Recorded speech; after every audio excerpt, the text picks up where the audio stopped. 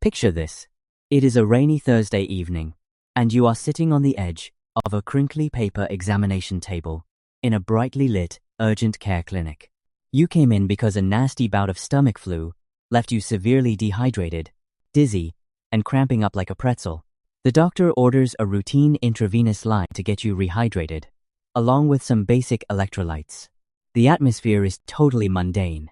The hum of fluorescent lights, the distant chatter of nurses trading shifts, and the soothing, rhythmic beep of a pulse oximeter clipped to your index finger. A tired resident doctor walks in, balancing a plastic tray with an IV bag and a large, clear syringe. He connects the tubing to the catheter in your forearm, uncaps the syringe to give you what he thinks is a standard saline flush to clear the line, and pushes the plunger down in one smooth, 3-second motion. Except, in his sleep-deprived haze, he did not grab the saline flush. He grabbed a concentrated, undiluted ampule of potassium chloride.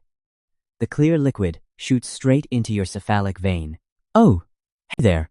It is your friendly neighborhood dead guy, Shadow POV, taking a quick break from sipping lukewarm spectral espresso to walk you through another fantastically terrible way to join my side of the veil. Before we watch your cardiovascular system completely short-circuit, let us play a quick game of true or false. True or false? Lethal injection, which relies heavily on this exact chemical, was designed as a gentle, painless, medicalized way to put human beings to sleep. If you said true, congratulations. You bought into 50 years of state-sponsored public relations, and you are completely wrong. Lethal injection was designed primarily to keep the execution looking peaceful, for the witnesses watching behind the glass, not for the person on the gurney. The clock starts the exact millisecond that plunger bottoms out. You have got about 30 to 60 seconds before your heart's electrical grid experiences a total, catastrophic blackout. Let us see what it feels like when 3 grams of a common grocery store mineral turns your bloodstream into pure, unadulterated liquid lightning.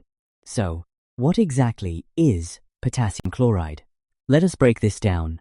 In your everyday life, potassium is just that healthy electrolyte in bananas that keeps you from getting calf cramps during your morning run. In fact, your body is absolutely packed with it. But here is the thing about human biology.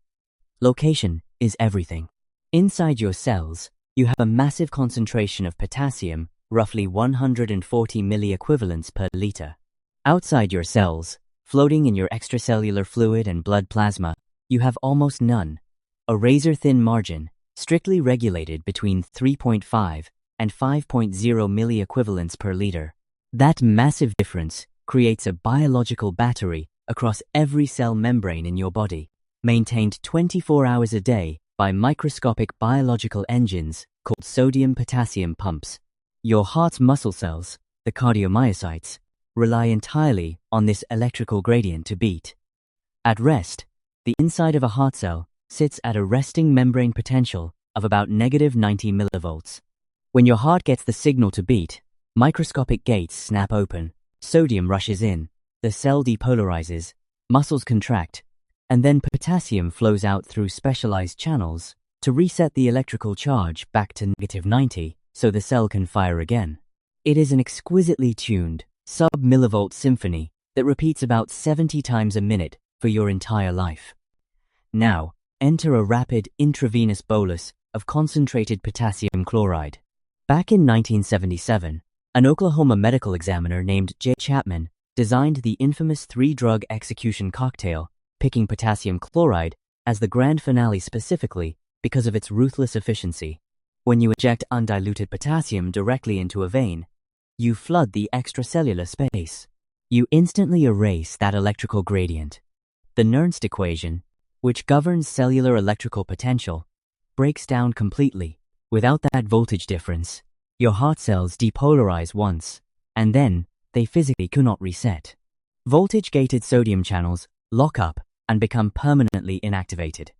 It is called a depolarization block. Imagine an electric keyboard where somebody smashes their forearms across every single key simultaneously and glues them down. No new music can play. The heart cannot contract, it cannot beat, and it is instantly frozen in diastole, completely limp, dilated, and unable to pump a single drop of blood. Let us go through it second by second, frame by frame, to watch your physiology fall off a cliff. 0 to 5 seconds. The chemical firestorm. The bolus cleaves the plastic catheter and hits your bloodstream at full concentration. Blood vessels are lined with a delicate layer of endothelial cells, packed with unmyelinated C fibers and A-delta nociceptors, the body's raw pain sensors. Concentrated potassium chloride is violently hypertonic and chemically caustic to these exposed nerves. The moment the fluid touches the vascular wall, it triggers massive, instantaneous nerve depolarization. It does not feel cold. It feels like someone just injected boiling battery acid directly into your arm. Your heart rate violently spikes from 75 to 140 beats per minute as your autonomic nervous system dumps pure adrenaline into your circulation. Your blood pressure shoots to 170 over 100. Is that supposed to burn like that? It is fine. It is just the cold saline. No, it feels like actual molten lava. 5 to 15 seconds. The central influx. The burning wave travels up your basilic vein, sweeps through the subclavian, and dumps directly into your superior vena cava. As that concentrated wall of potassium hits the right side of your heart, it passes through your pulmonary circulation and floods the coronary arteries. The blood potassium concentration in your coronary vessels spikes from 4.0 to over 15 milliequivalents per liter. On an electrocardiogram, the effects are immediate and terrifying. The T waves on the monitor, which represent cardiac repolarization, sharpen and shoot into tall, symmetrical, tent-shaped peaks that look like ominous mountain ranges. Your chest feels like it is caught in a hydraulic car crusher. 15 to 30 seconds.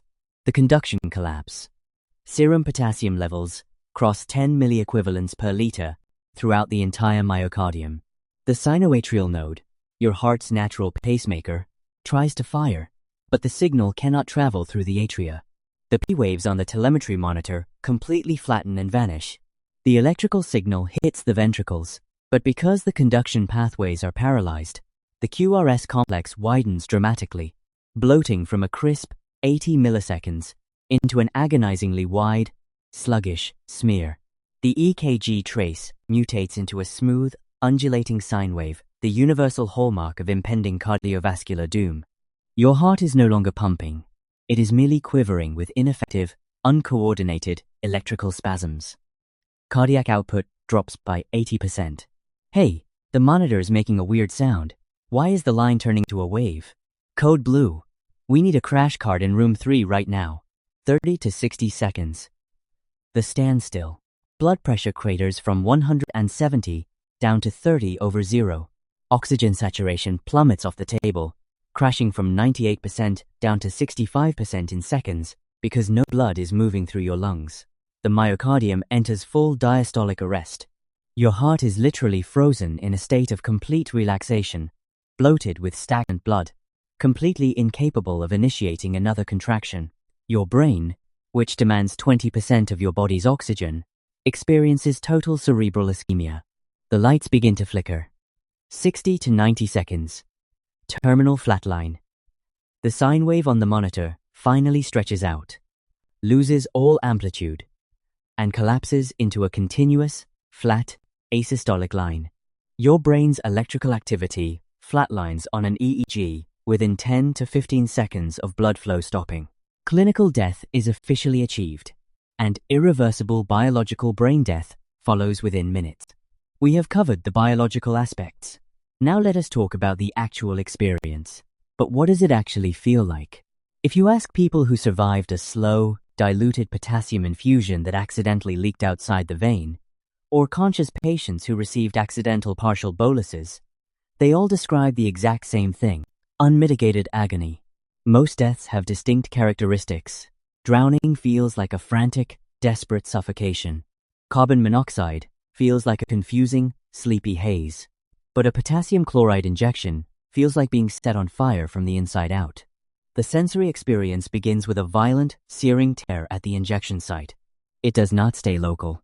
The fire races up your forearm, claws its way into your shoulder, shoots down your neck, and rips behind your eyeballs. It feels as though someone hooked your veins up to a blowtorch. Because potassium directly stimulates the pain fibers lining your vascular system, Every single millimeter of vein that the fluid touches sends a maximum intensity distress signal to your cerebral cortex. And then, that agonizing fire slams into the center of your chest. The sensation of cardiac arrest from hyperkalemia is not a sudden, painless lights out. It feels like an immense, concrete weight being dropped onto your sternum, combined with a horrifying sensation of electrical clenching. You feel your own heartbeat stumble, flutter frantically like a trapped bird, and then violently seize. You want to scream, but the sudden collapse in blood pressure robs your vocal cords of breath.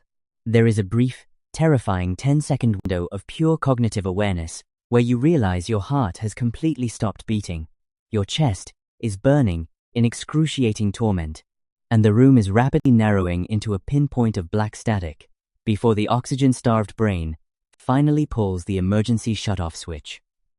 Let us look at the facts.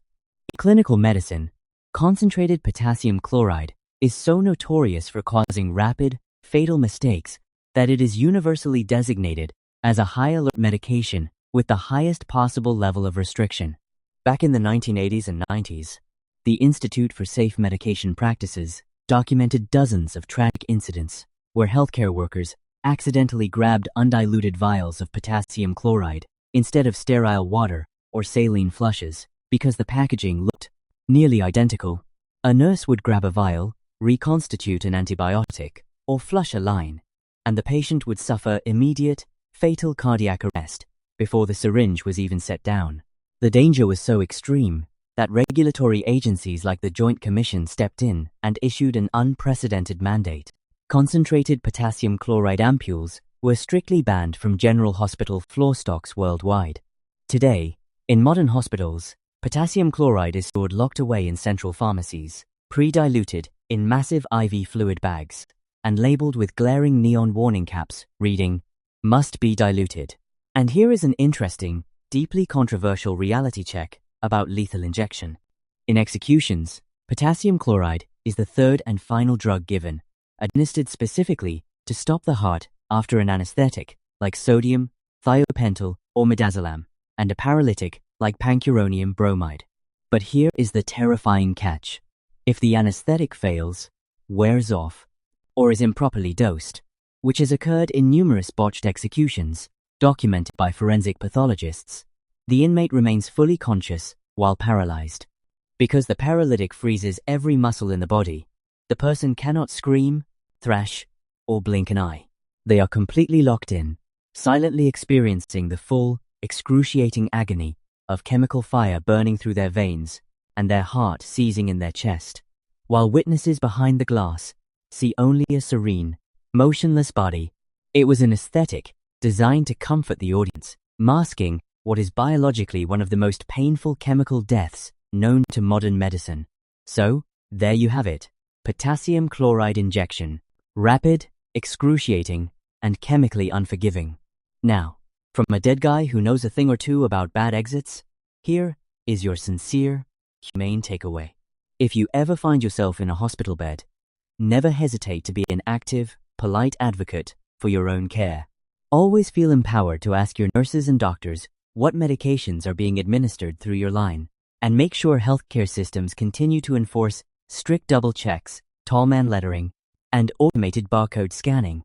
Beyond the hospital walls, take care of your body's delicate chemical balance. Stay hydrated with proper electrolytes when you are sick.